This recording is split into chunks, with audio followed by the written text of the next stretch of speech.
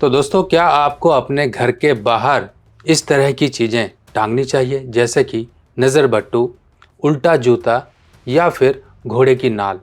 क्या दिक्कत होती है ये सब घर में टांगने से? क्या आप जाने अनजाने में कहीं ना कहीं कोई परेशानी तो नहीं अपने लिए खड़ी कर रहे? क्या आपको घर के बाहर लगाना चाहिए और क्या नहीं? आज की यही जानकारी मैं आपको देने वाला हूँ। तो नमस्कार दोस्तों, मैं सुभाष शर्मा चंडीगढ़ से लाल किताब के ज्ञान में आपका स्वागत करता हूं। दोस्तों, सबसे पहले हम समझते हैं कि घर का जो मुख्य द्वार होता है वो क्यों ज़रूरी है और लोग इसी को क्यों प्रोटेक्शन देते हैं। देखिए, घर का मुख्य द्वार जहां से अच्छा या बुरा या आपका घर का कोई भी मेंबर सब के सब उसी मुख्य द्वार से एंटर करते हैं। और कुछ शक्तियाँ ऐसी भी होती हैं जो पॉजिटिव शक्तियाँ होती हैं, जिनको हम अपने घर में पूजा पाठ के थ्रू बुलाते हैं। और कुछ शक्तियाँ ऐसी भी होती हैं नकारात्मक, जिनको हम कहते हैं वो बिन बुलाए ही घर में आ जाती हैं। और इसीलिए हम घर के बाहर मुख्य द्वार पर कुछ प्रोटेक्शन के लिए चीज़ें लगाते हैं। आपने दुकानदारों को देखा होगा या कई घरों में भी ऐसी काम करते हैं लोग कि इस तरह से प्रोटेक्शन के लिए नींबू और मिर्ची शनिवार के दिन लगा देते हैं, ताकि घर में एक तरह की पॉजिटिविटी बनी रहे, किसी भी प्रकार की नकारात्मक ऊर्जा घर में प्रवेश न कर सके। दरअसल ये नींबू मिर्ची लगाने का कुछ और ही उद्देश्य है। इसका मेन रीज़न क्या होता है, पहले आप ये समझिए। नींबू मिर्ची, अगर हम घर की साफ सफाई करते हैं तो माँ लक्ष्मी को घर में बुलाते हैं, और माँ लक्ष्मी की एक और बहन है जिसका नाम है दरिद्रता और दरिद्रा। अगर ये मान लीजिए दरिद्रता को आप घर में बुलाना चाहते हो तो ये घर में आते ही परेशानियां क्रिएट कर देती है, हर तरह के धन के नुकसान करते हैं। यानी कि लक्ष्मी माँ के विपरीत एक उनकी बहन है जिसका नाम है दरिद्रता। अगर लक्ष्मी सुख संपत्ति की प्रतीक है तो दरिद्रता परेशानियों की प्रतीक है। और दरिद्रता के भोजन के लिए ही ये बाहर नींबू मिर्ची लगाई जाती हैं, ताकि वो बाहर के बाहर ही भोजन लेके अपना चली जाए और घर में प्रवेश ना कर पाए।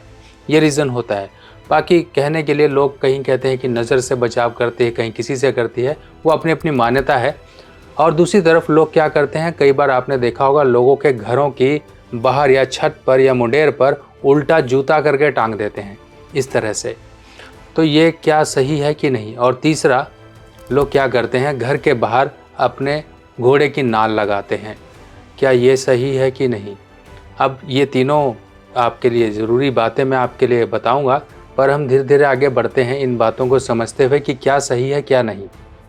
सबसे पहली बात करते हैं नज़र बट्टू की। इस तरह से जो नज़र बट्टू जो लोग लगाते हैं अपने घर के बाहर, क्या ये सही है कि नहीं? देखिए, घर का जो मुख्य द्वार है कभी भी इस तरह की चीज़ें नहीं लगानी चाहिए। आपको लगता है कि नज़र बट्टू लगाने से घर को प्रोटेक्शन मिलती है? नहीं।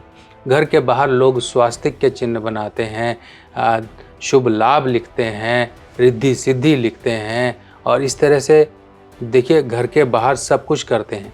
क्या आप अपने घर के बाहर इस तरह से दैत्य या राक्षस के चित्र या किसी तरह की आकृति बनाना चाहोगे? नहीं। अगर उस घर के बाहर कोई देवी देवता की प्रतिमा लगाओगे तो उस घर में सुख शांति रहेगी।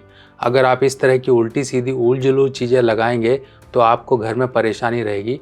आप ये देख लीजिए, कुछ ना कुछ एक चाहे बड़े से बड़े भवन भी हों, अगर वहाँ पर इस तरह की चीज़ें लगी होती हैं तो उस घर में रहने वाले लोग कभी भी एक साथ नहीं रह पाते हैं। उनको कुछ ना कुछ आपसी मनमुटाव या परेशानियों का सामना करना पड़ता है।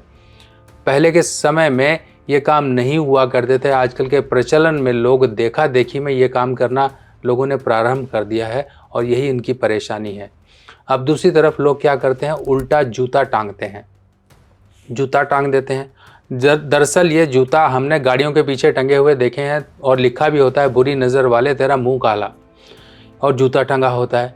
अब जूता जो भी है शनि का प्रतीक है, और वो भी खासकर पुराना जूता आप अपने घर पर टांग दिया, ये सबसे खराब एक परिस्थिति आप अपने घर पे कर लेते हैं क्रिएट। यानी कि इतना महंगा घर बनाने के बावजूद आपने एक सड़ा सा फटा सा पुराना सा जूता टांग दिया ताकि घर की सुरक्षा हो सके।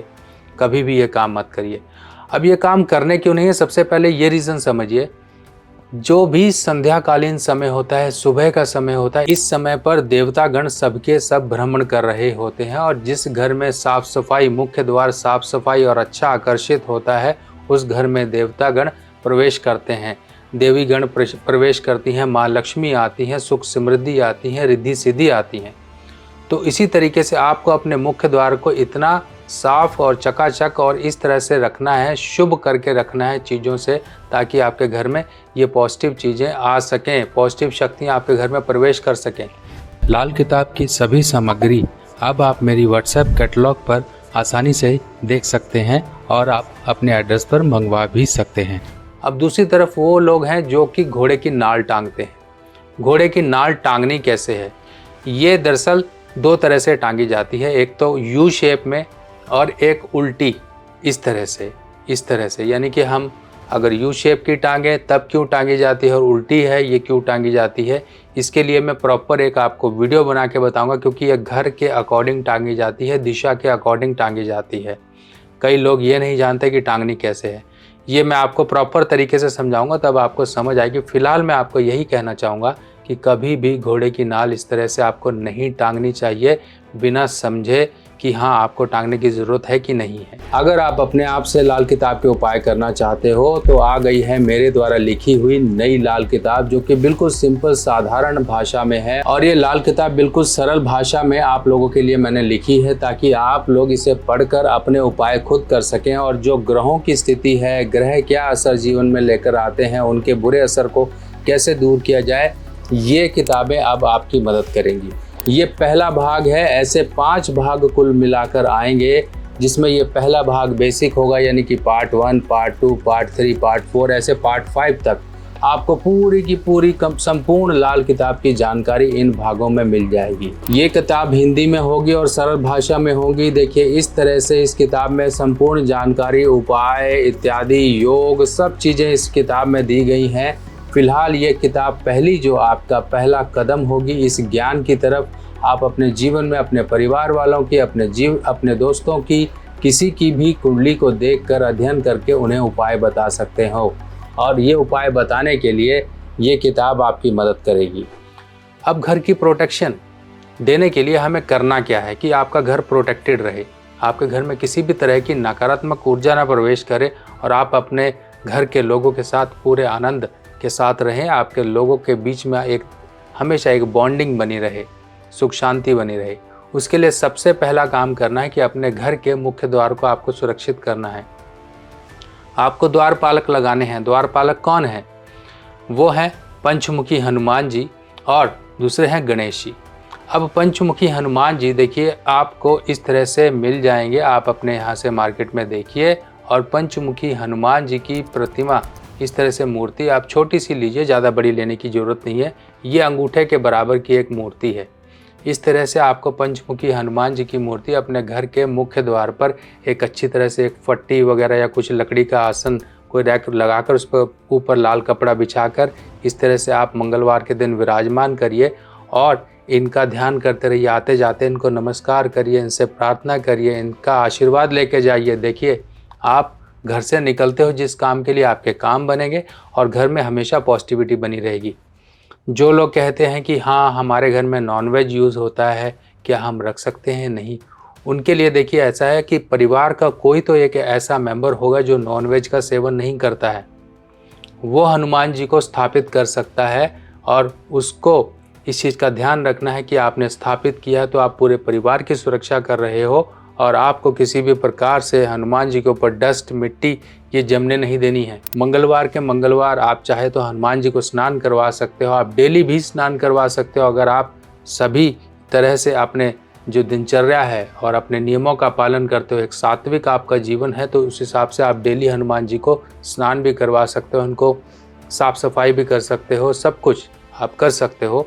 अगर कोई और व्यक्ति है जो घर का मेंबर है, आपका साथ दे सकता है और कुछ समय के लिए नॉनवेज को बंद कर सकता है, या फिर उन दिनों में जैसे मंगलवार, गुरुवार, शनिवार या ऐसे कुछ दिनों को त्यागता है कि इन दिनों में नॉनवेज ना खाए या नहीं खाता है, तो वो भी हनुमान जी की सेवा कर सकता है। जितना करोगे उतना ऑटोमेटिकली आपके अंदर एक सात्विक भाव पैदा होगा, जो ये बुरी चीज़ें हैं ऑटोमेटिकली आपकी छूटेंगी। आप बंधन से मुक्त होगे। बंधन कौन से हैं? टेंशन्स हैं, बुरा खान पीन है, बुरा रहन सहन है, किसी भी प्रकार के सब बंधन से मुक्ति करने वाले होते हैं हनुमान जी। और आपके घर पर किसी भी प्रकार का नज़र दोष, टोना टोटका या और भी जो बुरी बलाएं होती हैं वो कभी भी एंटर नहीं करेंगी आपके घर में। आपके घर के वास्तु दोष वो भी दूर होंगे। घर के बाहर की सुरक्षा आपको इस तरह से बताई गई है, आपको यही फॉलो करना। अगर आपने घर के बाहर कुछ टांग रखा है, उल्टी सीधी चीज़ें, जूता, चप्पल या फिर नज़र बट्टू या फिर घोड़े की नाल, हटा दीजिए आज के आज ही, इनको मत रखिए। और अपने घर की छत पर आपने ध्वजा, पताका जिसे कहते हैं, लाल रंग का झंडा आपको ज़रूर लगा के रखना है। लगाइए, देखिए आप घर में किस तरह से ऑटोमेटिकली धीरे धीरे आपके घर में सभी सुख शांतियाँ आनी शुरू हो जाएंगी।